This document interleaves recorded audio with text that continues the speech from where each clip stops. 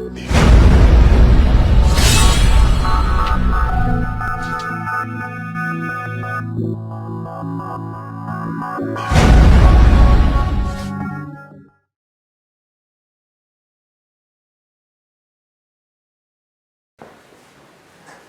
conocimiento se hace sobre reconocimiento de otros, ¿no?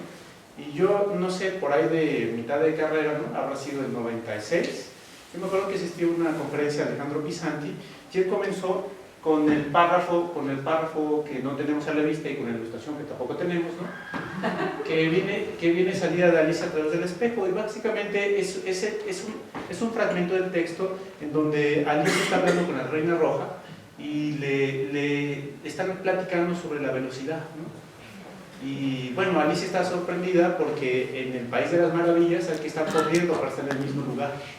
Entonces la Reina Roja le dice que le parece sorprendente que la Tierra, digamos, sea un mundo tan lento, ¿no? Que simplemente se tenga que estar parado. En fin, esto es una buena analogía de la tecnología. En general nosotros estamos, algo que yo critico constantemente, es los pocos momentos de reflexión y de metarreflexión que nos damos sobre el uso de la tecnología. Y miren que pues, yo me dedico y me he dedicado toda mi vida a la tecnología. Llevo más o menos unos 19 años ya dedicando única y exclusivamente a los espacios tecnológicos. Yo no sé hacer otra cosa. O sea, soy, digamos, una neurona hiper especializada, ¿no? Y sé muy bien que fuera de una universidad como esta me estaría muriendo de hambre. Ahora sí, después de la ilustración, por favor. La siguiente. En fin, cuando tengan la oportunidad de leer el libro original, ¿no? Es genial. Además acaba de cumplir su centenario. El primer problema que tenemos, ¿no? ¿Me podrías ayudar a pasar las diapositivas? Gracias por tu donación de tiempo. El primer problema que tenemos es esta dicotomía entre enseñar y aprender, ¿no? Y entonces los psicólogos y los pedagogos están en constante conflicto, ¿no? Respecto a qué tenemos que poner atención. Los más tramposos dicen, pues son las dos cosas. Sin embargo, yo disciplinarmente he llegado a la conclusión que yo solamente atiendo el aprendizaje. No es que no me interese el espacio de enseñanza, es que a mí me parece, ¿no? Y supongo que la gran mayoría estará de acuerdo, en que el aprendizaje es uno de los grandes nodos de la psicología, ¿no? Y explica muchas de las funciones de la psicología, no solamente en los espacios educativos, sino, digamos, en muchos contextos. La siguiente. El problema es que nos agregan ahora, ¿no? O sea, al problema del aprendizaje, ¿no? Y de toda esta tensión que teníamos entre las distintas teorías y distintos grupos, ¿no? Académicos que se van dedicando al aprendizaje, nos subamos un nuevo espacio tecnológico que va creando nuevos contextos. Nosotros, de hecho, somos resultado de eso. O sea, pues llevamos 10 años aquí, pero en realidad llevaremos 20, digamos, trabajando con espacios de la virtualidad en los espacios formales. Y esto ha creado muchas tensiones. La siguiente. Porque en general los teóricos, ¿no? Por ejemplo, andaban hablando de Cole, ¿no? Si ustedes leen a Cole en los 90 es esto. Cole actualmente ya no es esto, ¿no? Por fortuna un compañero mío se fue a ayudarle, ¿no? Y hablarle al oído y decirle que, bueno, que los triángulos de mediación pues eran cosa de los 70s, ¿no? Que eran cosa de los 60s, que en realidad carecían de contexto, ¿no? Y por lo tanto no eran útiles para el fenómeno virtual, ¿no? Porque no estaban considerando la mediación. La siguiente. Y bueno, terminamos en esta cosa, ¿no? en las secuencias instruccionales. A mí siempre me gusta presentar esta lámina porque no importa qué tipo de diseño instruccional tú estés haciendo, ¿no? En realidad lo que tú tienes es una serie, ¿no? Una serie de pasos que tienes que hacer. De hecho, los bromeo porque en general esta la uso para charlas de divulgación en espacios de educación en psicología. Que bueno, que si alguien les ofrece hacer un curso virtual, que digan que sí, que luego rápidamente vayan y corran, ¿no? A buscar esta lámina y simplemente seguir las instrucciones. Con todo el respeto que me merecen los diseños instruccionales, pues bueno, es un oficio, sí, pero tampoco es un oficio que requiera de mucha pericia. Lo que requiere es, digamos, práctica, eso sí. Y bueno, cuando uno ya empieza el exquisito, ¿por qué elijo esta? Porque esta, ¿no? Este es el típico diseño instruccional institucional, es decir, carente de cualquier lectura teórica, ¿no? Carente de cualquier lectura política, simplemente es una secuencia de insumos, ¿no? Para producir cierto tipo de contenidos. La siguiente. Ahora sí, cuando uno se pone de exquisito y dice, a ver, pero que vas a usar, ¿no? Es como o sea, cuando alguien, digamos, está presumiendo que conoce y tiene muchos conocimientos, la primera pregunta que tiene que hacer, ¿no? Es la siguiente, después del diseño instruccional, bueno, ¿y cuál estás usando? Entonces, ¿cuándo se les descompone la cara? Sí, sí, porque en realidad los espacios de diseño instruccional son muy pragmáticos. Están sometidos a una serie de presiones institucionales para producir contenidos. Y eso hace entonces que las personas que están ahí no estén preocupadas por el espacio teórico, ¿no? Sino estén preocupadas por el espacio pragmático y por conservar su puesto, ¿no? O sea, tanto su jefe como el diseño instruccional están preocupados porque al final, digamos, se produzca un objeto y ese objeto sea usado. ¿Cómo? ¿Quién sabe? Mientras eso salga, ¿no? Está muy bien. Entonces, la siguiente, yo les pongo aquí algunos, ¿no? Son típicos, ¿no? Uno de los más usados es ADI, ¿no? Entonces, en realidad, esto los pueden ver, están muy extra documentados, excepto el último, les traigo 3, ¿no? Esto lo hablo porque vamos a hablar de función docente. El primer paso de función docente en realidad son la instrucción, ¿no? Es como lo reducimos rápidamente. Tradicionalmente, ¿no? Si ustedes revisan la literatura entre los 60 a los 90, pues la función docente está reducida, digamos, al espacio de la instrucción. Entonces, bueno, si estamos en un espacio mediacional, bueno, pues lo primero que se me antoja es tener claridad sobre qué tipo de diseño instruccional usamos. Ya sea institucionalmente, es decir, que las jefaturas decidan qué usan, ¿no? O bien en el ámbito local. En el caso de una universidad, nosotros tenemos una amplia gama de comportamientos respecto a cómo diseñar nuestra obra, ¿no? Yo supongo que todos ustedes tienen presente el diseño, la secuencia, sobre qué y se inspiraron en sus secuencias instruccionales. Estoy segurísimo, ¿no? Ahorita levantamos, digamos, una encuesta, me van a decir algunos de estos modelos o otros, porque hay muchos más, ¿no? Estoy seguro que no hacen lo que yo, ¿no? Que de repente dicen, como que no funcionó esto y le modificas. Y dentro de 3 años termina siendo una cosa que en realidad sí, intuimos que tiene un diseño instruccional, un modelo de diseño instruccional, pero en realidad no sabemos cuál es. Esa es la realidad. O sea, nosotros, ¿no? Bueno, está ADI, ¿no? La siguiente. Es una secuencia muy simple, ¿no? Simplemente es un herramienta de cómo diseñar una instrucción. La siguiente, por favor. Merrill, que digamos, a mí me dan a escoger desde los cognoscitivistas, yo prefiero a Merrill, ¿no? Sin duda me parece uno de los mejorcitos. Ahí les recomiendo, digamos, consultar el libro de Eduardo Peñalosa, ¿no? Me parece una buena secuencia instruccional sobre un modelo de secuencias instruccionales, ¿no? En realidad me gusta el diseño instruccional de ese libro. La siguiente, pero como otra más. Como yo soy más socioconstructivista, una más por favor, yo prefiero a Jonassen. El problema de Jonassen es que Jonassen, como todo sujeto socioconstructivista, te dice que hay que colaborar, que hay que enfatizar el trabajo en equipo, pero no te dice cómo. Sí, o sea, simplemente dijo, pues hay que hacerlo así, aventó la pelota. Entonces, algunos tontos, ¿no? Entre nosotros, el grupo de trabajo que conforme desde hace 2 años, hemos estado trabajando ya por año y medio, digamos, en ponerle una secuencia instruccional al modelo de Jonassen. De hecho, algunos de ustedes habrán visto ofertado un curso de metodología de investigación, y en realidad es eso. Es nuestro modelamiento de lo que nosotros consideramos que debería ser, digamos, un sistema de instrucción donde hay apoyo entre pares, pero no hay tutor. Es decir, vengo a hablarles, por eso les hablo de la función del tutor y no del perfil del tutor. Digamos, el segundo postulado es decir, en realidad, me fijan como estoy diciendo, el centro es el aprendizaje. Por lo tanto, yo considero en realidad que no tendríamos que sentarnos en la instrucción. Menciono los modelos de instrucción porque la institución necesariamente requiere un punto de partida. Bueno, desde mi óptica, ¿no? Yo prefiero los modelos sociales. ¿Por qué? Porque así, digamos, si esta maquinita, ¿no? del aprendizaje contextualizado, situado y apoyado entre pares, ¿no? funciona a pesar del docente o sin docente, está bien. O sea, la intención, ¿no? yo platico además con otra persona que estimo mucho, que es el doctor Tirado. Llevamos, no sé, como 18 años en un espacio mixto, ¿no? Intentando diseñar lo que él y yo bromeamos que es la máquina de la enseñanza. En referencia, digamos, si quieren, a la máquina skinneriana, ¿no? O sea, de la autoinstrucción, pero en un sentido más socioconstructivista, es decir, en una idea en donde tú pongas una serie de instrucciones, andamios y scripts, ¿no? Y que esto vaya caminando solo, ¿no? Ya casi lo logramos, ya casi, cada vez estamos más cerca. En realidad por eso comencé yo a trabajar con Jonassen, ¿no? Sí está complicado, ¿no? Es una lata desde lo tecnológico. En realidad, ¿en qué estamos todos nosotros? Que somos un grupo de 7 psicólogos, ¿no? En el otro evento, digamos, que está convocando 2 grupos de investigación, eso es el que yo estoy presidiendo, ¿no? Ya lo verán, ¿no? O sea, les presentaré la diversidad, digamos, de aproximaciones. digamos, todos somos psicólogos, en realidad el que tiene más habilidades tecnológicas soy yo, ¿no? Y estamos atorados en eso, en que, digamos, desde lo teórico funciona, ¿no? Pero digamos, las secuencias de instrucciones se tienen que codificar, digamos, pues en líneas de código. Y es ahí donde en realidad estamos atorados. Es decir, estamos en el problema de que nosotros decidimos no usar una herramienta, ¿no? Sino pensar herramientas. Entonces, bueno, para eso sirven los benditos financiamientos, ¿no? Ya pronto podremos andar haciendo las herramientas que necesitamos.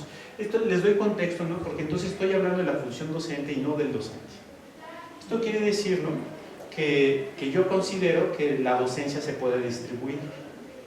Es decir, bueno, no considero, de hecho muchos teóricos consideran que la docencia se distribuye y que, digamos, en los grupos de trabajo en realidad siempre hay quien se empodera, ¿no? Y siempre hay quien tome el rol, ¿no? Y no necesariamente es un docente, puede ser un estudiante.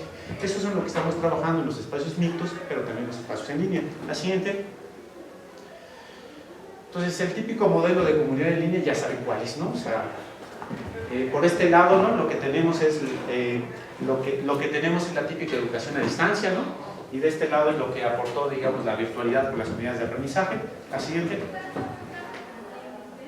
Pero el problema, ¿no? Esta lámina, como verán, me gusta mucho, ¿no? El problema es que no hemos sido capaces de imaginar los nuevos contextos educativos, que eso es lo que estamos trabajando.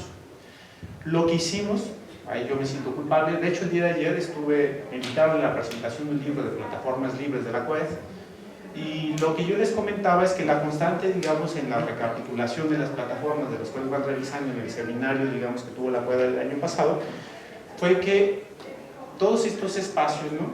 Son espacios que proponen una topología del aprendizaje, ¿no?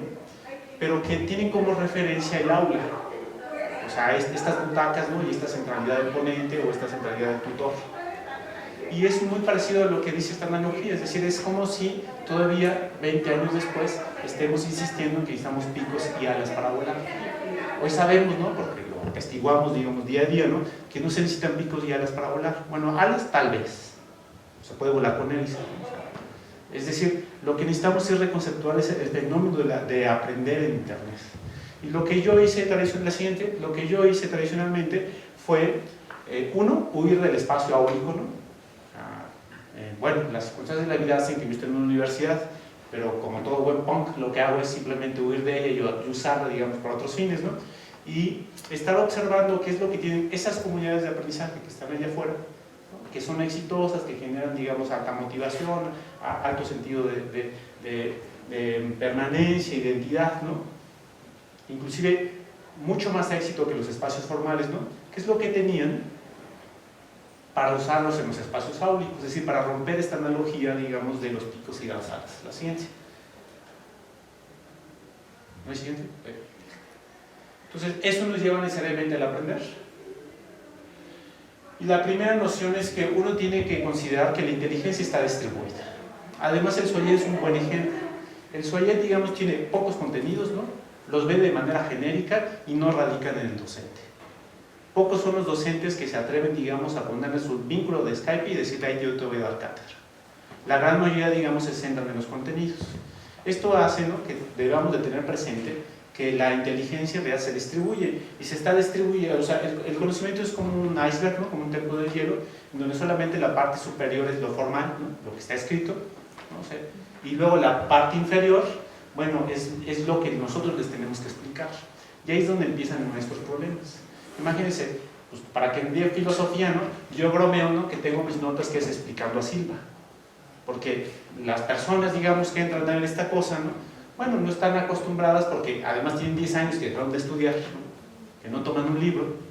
Entonces Silva tiene un nivel de abstracción muy bueno, a mí me gustan sus artículos, ¿no?, pero a nuestros señores y chicos les cuesta trabajo, a los chicos menos, a los señores más, y las señoras, ¿no?, para ser equivalentes con el género. Entonces uno tiene que arreglárselas, ¿no?, desde los espacios mediacionales para modelar esto. Y por eso es que llegan, digamos, a los espacios de defensa oral de su documento excepcional y los escuchamos hablar y sabemos que no son psicólogos. ¿Quién sabe qué sean? Porque ustedes escuchan su discurso y ven claramente que no hablan como uno esperaría que hablaran. Pero la culpa es nuestra. La culpa es nuestra porque como creamos un espacio que limitó la cantidad de interacción posible.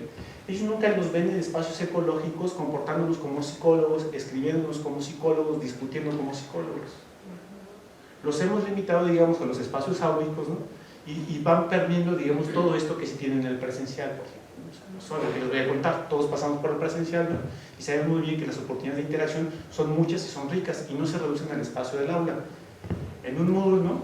En un Cloud9, en un Dokeos, ¿no? En un EDN, ¿no? En fin, ahí les decía que, ¿por qué me las sé? Pues porque las tuve que revisar para el libro este, ¿no? Digamos, hay, no sé, 20, 30 plataformas y todos tienen como el centro el aula. Entonces tú dices, ¿cuándo, digamos, van a aprender, más allá de lo temático, ¿no? ¿Cuándo van a aprender a ser psicólogos en lo general? ¿Cuándo es este espacio de acercamiento? Y es ahí donde empieza, digamos, todo el problema de la inteligencia distribuida, porque en realidad está el conjunto del individuo, ¿no? Pero también está el conjunto del grupo, está lo implícito y lo explícito, ¿no? Es decir, suena bastante complicado. ¿Por qué? Porque le sumamos el espacio mediacional, la siguiente. Entonces, para esto, ¿no? Yo lo quise, rescaté uno de los elementos teóricos, ¿no? Desde la psicología cultural, uno de los menos usados, por dos razones. Uno, porque era el colaboracionista, digamos, de la Unión Soviética, ¿no? Leontiev en realidad colaboró, digamos, con la Unión Soviética y enterró en un sótano que se muriera, digamos, de asfixia pulmonar, digamos, al pobre de Vygotsky, ¿no? Más o menos así dice la historia romántica. Y el otro, porque en realidad Leontiev habla de un sistema complejo. Él, claro, él no lo sabe, porque pues, no tiene el contexto moderno que hoy tenemos, ¿no?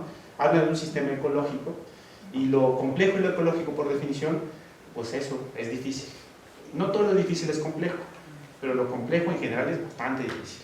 Entonces, pero como pues a mí me gusta un poco la matemática, ¿no? Y me gusta el cómputo, y soy bien nerdoso, y me encanta estar sentadito, digamos, analizando datos, a mí me pareció divertido, digamos, tener una matriz de datos por los cuales analizar una serie de insumos. Esto se usa mucho, por ejemplo, para la psicología organizacional, para eso sirve, ¿no? Tú analizas un grupo, en realidad puede ser un sistema, pero también puede servir para usar otro tipo de agentes, los biológicos, por ejemplo, ¿no? De tal manera que sí, hoy hago psicología, pero hago psicología de agentes. Es decir, yo no analizo humanos, yo analizo cosas que se comporten ahí. Y como, digamos, la unidad de análisis es la actividad, no me importa, digamos, si esa conciencia, esa actividad, ¿no? En realidad es humana o no. Al final lo que me interesa es el comportamiento y, digamos, los prototipos de comportamiento que va teniendo. Digamos, es una decisión teórica. Sé que eso me hace más extraño de lo que soy, digamos, en estos claustros, ¿no? Pero no importa, al final yo sé que el futuro está en la psicología de los autómatas. Y esta es la entrada, digamos, a esa cosa. Sí, ya lo ven, en 30 años, ¿no? La siguiente. Luego, uno de los alumnos de Leontiev, Gestron, lo que hace nos habla del ciclo expansivo. Lo que dice es que en este sistema hay tensiones, ¿no? Y que cuando las tensiones son muy fuertes, el sistema se desgrega, ¿no? O sea, piensen en teoría de sistemas, ¿no? Lo que revisaron en teoría de sistemas, luego métanle, digamos, a lo que conozcan de biología, y es eso. Es decir, un sistema pues es una unidad que se mantiene cohesionada a través de mecanismos físicos, ¿no? Y entonces está en constante fricción. Un buen ejemplo somos nosotros mismos. Cuando nuestro sistema se disgrega, pues cuando le perdemos la batalla a la muerte. Estamos vivos porque nuestros sistemas se obstinan en estar vivos. Pero eso, digamos, se va degradando hasta que simplemente se disgrega. Entonces, cuando no se disgrega, digamos, sucede un circulito, ¿no? Que es un ciclo expansivo, que es que aprendemos de las cosas, ¿no? Es muy Piaget, si lo quieren ver desde esta idea, ¿no? Es decir, hay un desequilibrio, y ese desequilibrio no es tan fuerte como para quebrar la psique, sino, digamos, es lo suficientemente tenso como para mantenernos en un conflicto, pero al mismo tiempo se reestructura y se acomoda. Es Piaget, si lo quieren ver desde esa otra óptica, ¿no? Claro, Piaget es un biólogo y por eso se dedica a teoría de sistemas, ¿no? En fin, o sea, esta cosa da círculos, ¿no? Como en el círculo de gestión. La siguiente. Entonces, el problema que nosotros tenemos en el sistema, no solamente en este, ¿no? En todos los sistemas, y yo diría que es común además a todas las universidades, es que estamos, según nosotros, ¿no? Estamos orientados a letos. O sea, lo que nosotros queremos hacer, ¿no? Es generar identidad y generar un montón de cosas, aunque en realidad en el centro está el telos, ¿no? Es decir, esta intención formal, digamos, del trabajo, y lo que hacemos es les ponemos herramientas, y lo que esperamos simplemente es que por acto de magia, ¿no? A partir del consumo hay un acto de producción. Entonces termina en esta cosa de, bueno, yo te pongo las características, como mi extraordinario que diseñé, ¿no? Pues tú tienes que darme esto, esto, esto y esto, y lo demás no importa. A ver cómo le haces, ¿no? Entonces, ¿qué hacen ellos? Pues van, se agrupan, ¿no? Se van a Facebook, hablan un poco, ¿no? En sus grupos de WhatsApp, ¿no? Es decir, lo que tienen que hacer es ir a conversar fuera de la institución para ponerse de acuerdo. En general, esas conversaciones siempre suceden. Lo interesante de los espacios presenciales es que la gran mayoría sucede dentro de la universidad. Sucede en los pasillos, en las jardineras, en la biblioteca, en la cafetería, en los espacios lúdicos, ¿no? Mientras van caminando. Nosotros, al tener al centro el aula, simplemente no es que los expulsemos, ni siquiera lo consideramos. Claro, la culpa, les repito, es de todos nosotros los que nos encargamos de enseñar modelos de instrucción en línea, porque cuando diseñamos los picos y alas, pues nunca se nos ocurrió que había que tener una pista, ¿no? O que, digamos, teníamos que estudiar la resistencia del viento, es decir, no estábamos considerando una serie de variables. Y como esto, pues, recordaron ustedes hace poco, o sea, empezamos hace 10 años, pero se creó hace 15. Entonces, todo lo que sabemos hoy, ¿no? Pues no lo sabíamos hace 15 años. Y entonces, bueno, no es culpa de los que diseñaron, ¿eh? Aunque haya sido yo también, ¿no? O sea, es culpa de que simplemente el conocimiento que teníamos no era lo suficientemente bueno para comprender los fenómenos, digamos, del aprendizaje en línea. La siguiente, por favor. Lo que sí sabemos hoy es que en realidad el aprendizaje se da, al menos en este tipo de comunidades, a través, digamos, del discurso. Que esto le da sentido no solamente al telos, sino al etos, es decir, que además de orientarnos al objetivo de la comunidad, nos permite generar identidad. Y esto además tiene más sentido en una comunidad como lo es la psicología, ¿no? Que mucho, digamos, nuestro hacer es estar reflexionando en voz alta. Muchos de los seminarios a los que nosotros hemos asistido, en realidad lo menos relevante es tener dominio de la temática. Lo más interesante es irnos entrenando, ¿no? En cómo se genera el discurso y cómo se genera el convencimiento, porque al final somos una profesión que se expresa de distintas formas, ¿no? En general, digamos, vamos enfatizando lo oral, ¿no? Entonces, ahora imagínense en el espacio virtual, ¿no? Además, con esta promesa incumplida de que los anchos de banda nos iban a permitir tener oralidad, todo sigue siendo escrito. Si ustedes piensan en su vida digital, ¿no? La gran mayoría, aunque se dediquen a mandar grabaciones de WhatsApp, la gran mayoría, digamos, sigue siendo escrito. Y esto es un espacio de oportunidad. ¿Por qué? Porque la escritura, digamos, es uno de los ejercicios más finos de la inteligencia humana. Es decir, si nosotros enfatizamos la escritura, ¿no? Yo platicaba ahorita a la salida con Guadalupe Vadillo, diciéndole, bueno, el problema de que lleguen a noveno semestre sin dominar APA, pues no es de la persona, ¿no? Es de nosotros que sistemáticamente no les expresamos que tenían que hacerlo. ¿Por qué? Porque es más cómodo, ¿no? Me centro en el contenido y lo demás simplemente lo omito para no estar batallando. O sea, en realidad es esto, es decir, no hemos creado los espacios discursivos suficientes. Lo siguiente. Y bueno, siguiendo con el hilo, digamos, de los modelos de tutor, entonces uno dice, bueno, ¿cómo queremos crear este espacio discursivo de reflexión? Yo digo discurso, otra vez estoy pensando en la escritura, pero pónganle ustedes lo que quieran, ¿eh? Pueden ser videochats, pueden ser cualquier cosa donde se esté intercambiando conocimiento. Es más, cuando estén los escáneres mentales, pues será mental, no importa, el punto es intercambio de ideas, eso es lo que estoy refiriendo. Entonces, por ejemplo, tenemos en realidad a Salmon, ¿no? Que es el centro, ¿no? Si bien originalmente lo proponen estas dos personas, por ejemplo, es un modelo no es de instrucción, sino es un modelo de educación en línea, ¿no? Centrado en el tutor. A mí me gusta porque está centrado en el tutor. No es el que yo preferiría. Me gusta porque desde lo institucional te soluciona un montón de problemas. Y tiene escalafones, ¿no? Esto es lo que les presentaba la vez pasada. Lo que nosotros hicimos es agarramos el 2003-1 y nos pusimos a analizar el discurso de 500 aulas. O sea, primero fue el manual, luego entrenamos una bonita red neuronal, y digamos, lo que vimos es que nosotros nos quedamos, imagínense que son distintas etapas, ¿no? Que es el acceso, ¿no? La motivación, y luego compartir información. Y ya son de creación de conocimiento.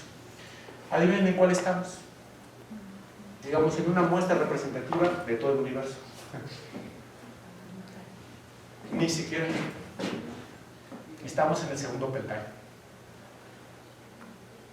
O sea, ni siquiera en realidad, sí se llega a compartir información, pero estamos todavía en el espacio previo de la socialización. Cuando observamos ya a detalle, digamos, los distintos foros, lo que vemos es que nosotros, ¿no? Igual ya está pasando la reflexión, espero, en otro espacio que no tiene la plataforma y que no pudimos observar, eso sí. Pero digamos, inicialmente me parecía preocupante, ¿no? Porque porque eso explica por qué son diferentes. Son diferentes porque tal vez no es que estén incompletos, sino tienen una instrucción que no sé dónde la obtuvieron porque nosotros no se las dimos. Sí, o sea, ese es el punto de reflexión en realidad y lo preocupante. Pero bueno, al final es una escala de conocimiento centrada en el tutor. Decir, aquí ¿quién tiene la culpa? El tutor, no la tiene el estudiante, porque es el tutor, digamos, el que tiene la obligación, digamos, de modelar y llevarlos, si quieren, al cuarto peldaño. O sea, ya, que tengan ideas, no nuevas, sino ideas. Entonces, bueno, está bien. Sí sucede, pero sucede porcentualmente porcentualmente baja y además no está asociado a los espacios de diseño instruccional. Cada vez que sucede no fue por una instrucción, sino fue por un accidente de la conversación. Entonces es muy triste, porque nosotros estamos destinando todo nuestro semestral a repensar nuestros aulas, ¿no? Yo sé que ahorita ustedes ya están pensando cómo le van a hacer para el siguiente semestre, no van simplemente a bajar y a clonar y a darlo como estaba, ¿no? No van a rehacerlo completo. Y estamos cada intersemestral pensando, digamos, en cómo hacerlo, ¿no? Y lo triste es que nos quedamos, digamos, en el espacio de la socialización, porque el primero le toca a él, si no entra, no podemos verlo. Que si no, estaríamos en el primer peldaño. O sea, si hubiera diseñado y hubiera puesto como recurrente, pues el acceso, ¿no? De ese yo no me encargo. Yo no soy el responsable, ¿no?, de generar la motivación para el acceso. Tal vez sí la motivación para la permanencia, pero no para el acceso. De eso se tiene que encargar la propia persona, es lo que nos va a aportar, ¿no? El siguiente modelo, por favor. Me gusta más, porque es más de autogestión, no está centrado en el tutor, ¿no?, sino simplemente prescinde. Si hay función acá de la función del tutor, ¿no?, ahí está el conocimiento y quién sabe, los poseedores, ¿no? Pero lo que dice es, bueno, tratemos a nuestras aulas como comunidades de indagación, es decir, como espacios para pensar e interpensar. Pongámosle simplemente escenarios educativos en donde tengan que co-construir. Y no se trata de la típica instrucción de hacer un trabajo en equipo, no. Se trata de ponerles objetos en esa secuencia de un trabajo en equipo para ir observando, digamos, este tipo de cosas. Aquí nos va bien, la verdad, ¿no? O sea, no va tan mal, ¿no? O sea, cuando uno hace, digamos, el análisis del discurso, sí hay presencia docente, no hay docente, eso sí. El docente no hace presencia docente. Eso es bien interesante, igual con el mismo análisis de las siguientes aulas, ¿eh? Ya no quisimos repetirlo en otro semestre, creemos que la cosa va a seguir igual, ¿no? O sea, en realidad no creemos que valga la pena, ¿no? Lo interesante es que si uno lo ve desde la óptica de las comunidades de indagación, entonces uno puede saltarse al docente. Ojo, y estoy cavando la tumba para todos nosotros, ¿eh? Es decir, porque si logramos la máquina de enseñanza, eso quiere decir que entonces podemos prescindir de todos nosotros. Entonces tendré que pedir, no sé, oportunidad de posgrado para que me dejen ver, o al presencial para que veamos clase, ¿no? En fin. La siguiente, me parece interesante porque eso va a solucionar algunas cosas, ¿no? Entonces, esto sí va retransformando la idea de cómo uno tendría que pensar, digamos, un aula. Está el centro, digamos, que es la intención original que tenemos en el espacio áulico, las herramientas, pues uno tendría que entonces tener, digamos, espacios, ¿no?, para estar jugando con lo que está afuera. Imagínense que esto representa en realidad lo que está allá afuera. Porque lo que está afuera en realidad ahorita no es transparente para nosotros. Hay algunos grupos de Facebook de los cuales podemos entrar, ¿no?, pero hay otros privados en los que tendremos que falsificar identidad para poder permanecer, ¿no? Actualmente, ¿qué estamos haciendo, no? Bueno, estamos analizando grupos de Facebook, ¿no?, y estamos categorizándolos igual en este mismo sentido de generación de identidad. Cuando haya resultados se los presento, ¿no?, en la oportunidad que tenga. Pero bueno, entonces hay que repensar el espacio ecológico. Y entonces, cuando a mí me hacen la invitación hace ya 3 años, ¿no?, para colaborar con la institución, todavía está Arturo Silva, pues lo primero que a mí se me ocurrió, con todo respeto que me merecen, es inventarme, o sea, yo quería que la actividad docente creciera, pero para eso necesitamos una recurrente, el acceso.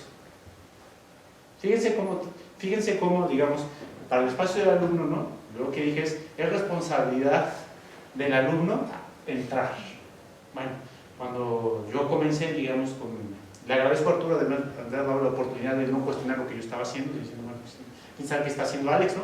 Simplemente me dejó en paz y me permitió, digamos, seguir analizando los datos. Cuando yo entré y analicé, aquí omití, digamos, los 2 primeros años, ¿no?, pero cuando empecé y analicé 2013 a 1, teníamos 13% de acceso respecto a lo contratado. Ojo, yo nunca estaba esperando que hubiera 100% de acceso a lo contratado. En lo virtual tenemos espacios desconectados. Entonces simplemente yo me puse la meta personal, y si quieren totalmente accidental, porque lo dice Miranda en el 2014, ¿no? De llegar a la meta del 50%. Entonces, ¿qué fue lo que hice en ese momento? Pues soltar el rumor de que lo importante era el acceso. En realidad, yo lo medí así, pero nunca les di retroalimentación de eso, jamás. Hasta la última parte donde les entregué un escrito, ahora sí, de lo que ya estábamos analizando, que era lo más divertido. Pero eso comenzó a generar un contexto en donde, si ustedes ven, ¿no? O sea, imagínense que veníamos en el 15, luego subió el 20, luego subió el 28, luego el 30, luego aquí falta un hueco que es donde no hay datos de la gema de la plataforma, luego se desploma y luego viene la sangre nueva y vuelve a subir, va a bajar de nuevo. Porque digamos esta sangre nueva, pues está un año trabajando un montón y una vez que se siente seguro, comienza a hacer lo que hacemos todos. Entrar, digamos, al 20% de lo contratado. ¿Y por qué insisto en lo contratado? Porque si no estás, entonces no es posible esto que les venía yo diciendo, tener discurso, tener interacción, tener posibilidades de aprendizaje. El espacio mínimo de lo que requerimos es que la persona esté. Si no está, es una lucha perdida. La siguiente. Entonces, miren, esto es como se veía, esto es 2013-1, ¿no? Se va a ver más grande porque está más amplio, ¿no? Esta visualización, en realidad lo único que hace es nos grafica, es 2013-2, ¿no? Y nos grafica 6.609 mensajes. No son de foro, son mensajes individuales entre personas dentro de la plataforma. Y miren, si vamos a la siguiente, lo primero que pasa, ¿no? Ya en el 2014-1, ¿no? Es que se compacta la masa. Teníamos dispersos, digamos, teníamos unos clusters, teníamos unos conjuntos que estaban dispersos, ¿no? O sea, había colegios que estaban separados, ¿no? Pero conforme empieza a subir la presencia docente, comienza a aumentar, digamos, las interacciones no vistas en la plataforma. Son esas cosas que suceden, digamos, como las conversaciones de los pasillos. Son esas cosas que suceden detrás de la plataforma, ¿no? Y es ahí, yo no sé de qué están conversando. El interés no es revisar qué están conversando. El interés es simplemente esto, es decir, todo este escenario, digamos, del acceso era para posibilitar este incremento. La siguiente, por favor. Pues aquí vamos en 10.000. Para el 2014-2 ya habíamos subido a 15.000 interacciones. Es decir, lo que yo intentaba decirles en todo este discurso que he ido armando, ¿no? Es que una parte importante de la función docente es estar.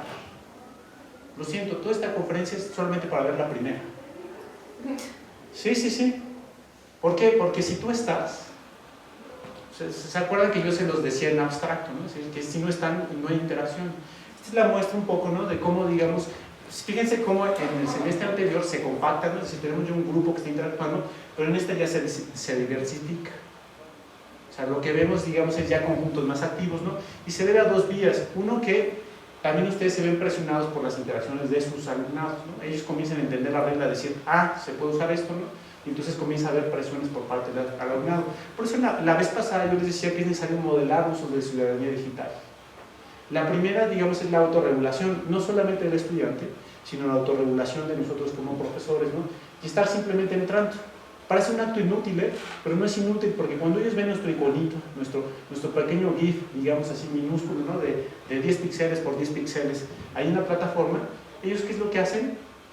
Les da pena preguntar en el foro, ¿no? Entonces lo que hacen es inmediatamente van y te preguntan en la mensajería privada.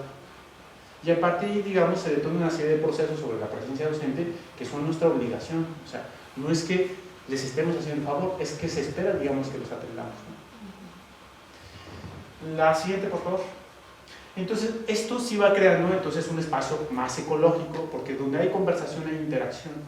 Y donde hay interacción, lo más probable es que se hable de psicología, se converse de psicología, ¿no? Se profundice sobre la psicología.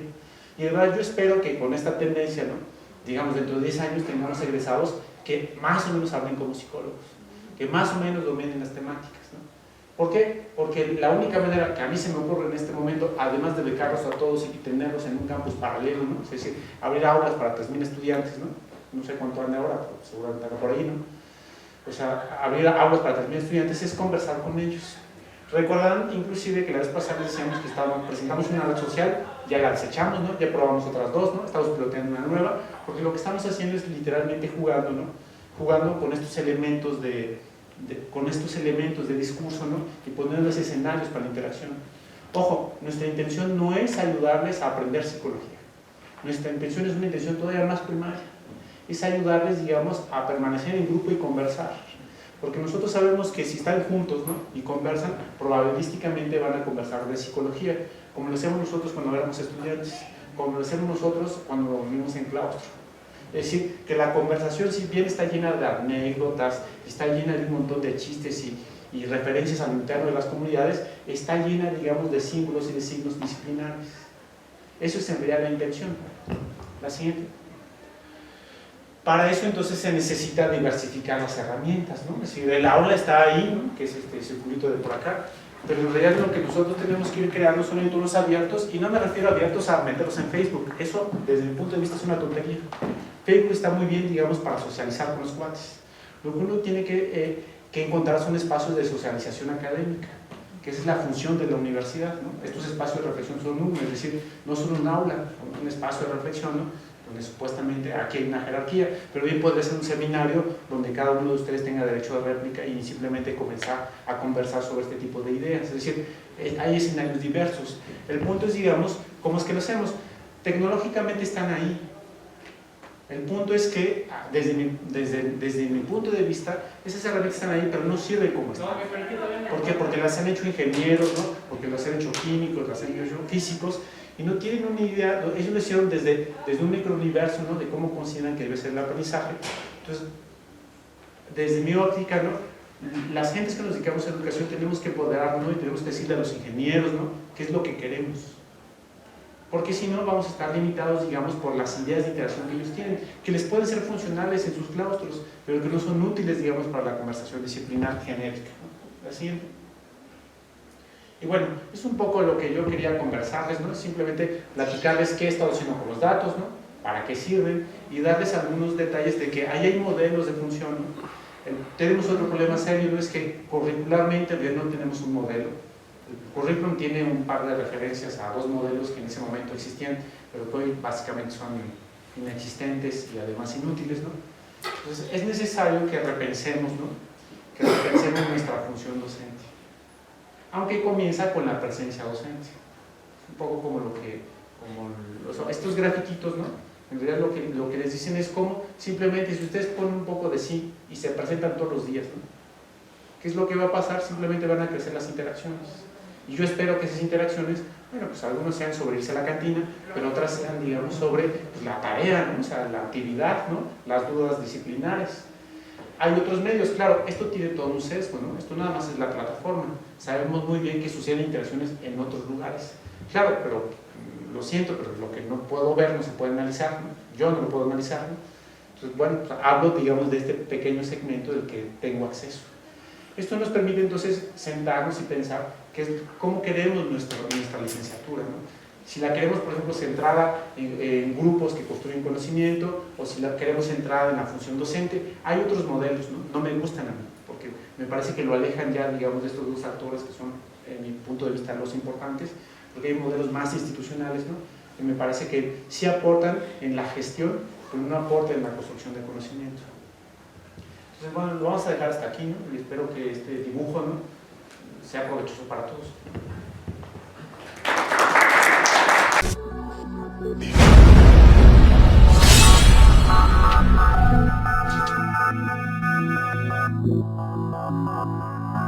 Yeah.